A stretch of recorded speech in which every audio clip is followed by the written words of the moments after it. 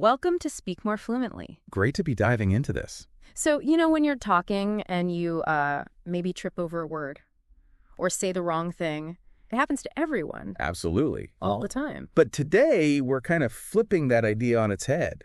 What if those stumbles, those little ahs and ums, aren't actually bad? Right. What if they could actually, make you a better communicator? Exactly. We're going to explore some really practical ways to, well, not just avoid mistakes, because that's kind of impossible, Being possible, yeah. but how to navigate them really skillfully. Think of it like building a toolkit for turning those speaking hiccups into, well, better conversations. I love that framing. It's less about fear of mistakes and more about the skill of recovery. Yeah, because it's so natural, isn't it? Everyone makes speaking errors. Everyone. The focus really needs to shift, I think, from avoiding them to how we respond when they happen. Mm-hmm. And this idea of repair strategies, that's going to be key for us today, especially for intermediate learners looking to sound more natural. Definitely. It's a core communication skill. So where should we start? Maybe with fixing our own mistakes. Yeah, let's do that. That feeling when you catch yourself, that self-initiated repair, right? That's the term, yes. It's when the speaker, you notice the problem and fix it yourself. And usually that's what people prefer in conversation. It's smoother. Keeps things moving. So what does that actually look like? Well, one common way is just instantly changing a word. Oh, like you say, I need to buy some oranges, that quick switch. Exactly that. A simple lexical change.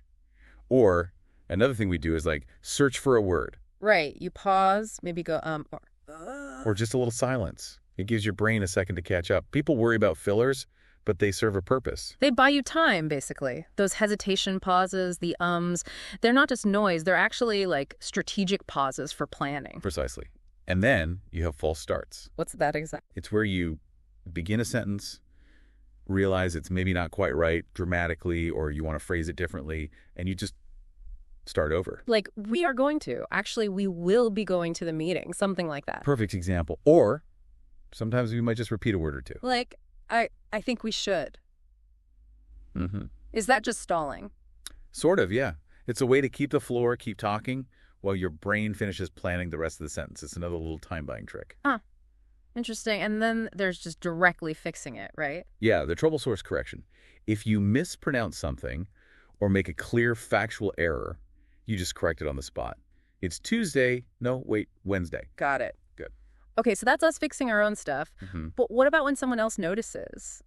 Or, like, they just look confused? Okay, so now we're talking about other-initiated repair.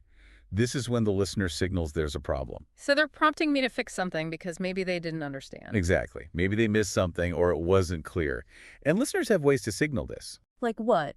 Just saying, Well, yeah, simple clarification requests like what or who or where are very common if they missed a key piece of info. Okay, makes sense. Another technique listeners use is repeating a part of what you said, but like with a rising intonation. You mean if I said, I saw a purple squirrel, they might say, purple, Yeah. like that. Exactly like that. That rising tone says, wait, did I hear that right? Mm. Or that's surprising, tell me more.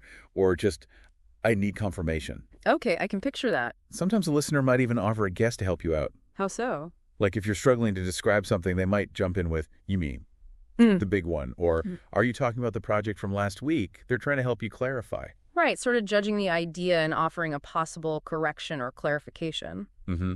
And then, of course, there's the very direct approach. Just asking you to say it again. Or asking you to rephrase. A polite, sorry, could you say that another way? Or, I'm not sure I follow. That's a clear signal they need a different explanation. Okay, so we know how these repairs happen from our side and the listener's side. Now, let's get practical. What can people do to get better at this? Any tips? Definitely. There are several things. And maybe the simplest but most powerful is just to pause and breathe. When you realize you've messed up, instead of panicking. Exactly. Don't rush. That little pause gives you a moment to think, regroup, and then makes the correction calmly rather than stumbling even more. Good advice. What else? Well, if you're stuck on a specific word, don't just freeze. Try paraphrasing. So explain it using different words. Yeah. Instead of stressing over the perfect term, say something like, I can't remember the name, but it's, the thing you use to put pictures on the wall. Describe it. Keep the conversation moving. Nice.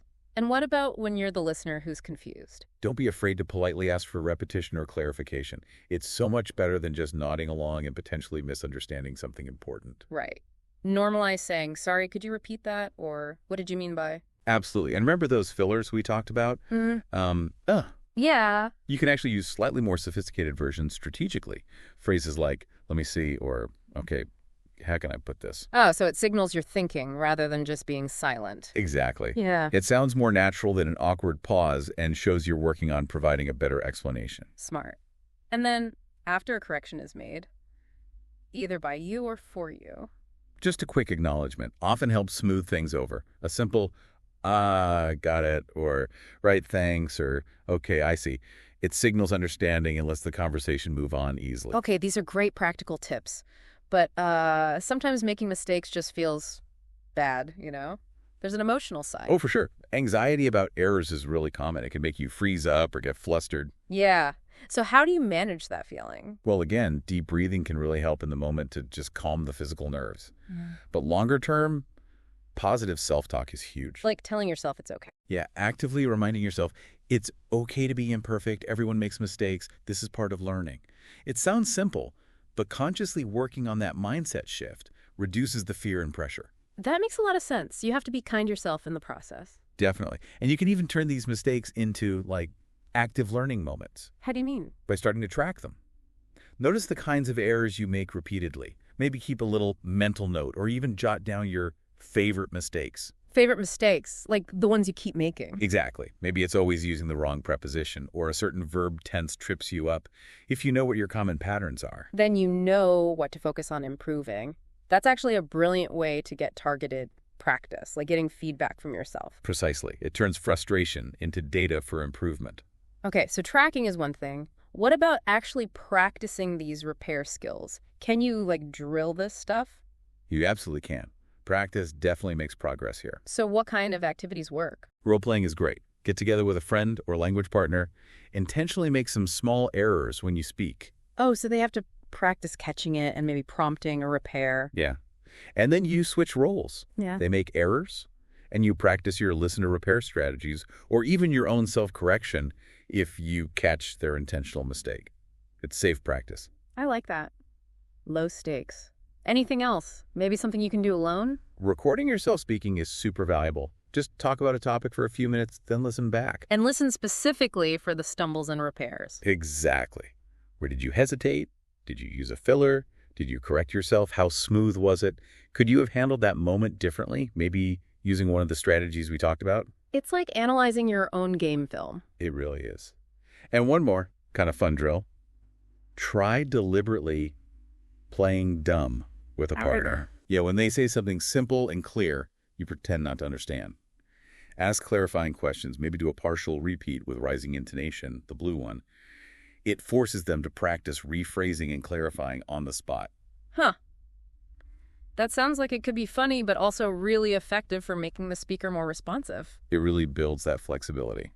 So wrapping this up then, the big message seems to be that these repair strategies, handling mistakes, it's not about chasing some impossible idea of perfect speech, is it? Not at all. It's really about becoming a more capable, confident communicator overall. Knowing you can handle those little hiccups makes you less afraid of them. It's about having the tools in your toolkit and just the right mindset to keep things flowing, keep the meaning clear, even when things aren't perfectly smooth. Exactly. View those mistakes not as failures, but as, feedback. Opportunities to learn and get better. Building these skills makes you more resilient. So, a final thought maybe for everyone listening. Think about the last time you handled a speaking blip. Well, maybe you corrected yourself smoothly or you asked for clarification politely. What worked? And how can you consciously use some of these ideas, the pausing, the paraphrasing, the strategic fillers in your conversations this week? Yeah.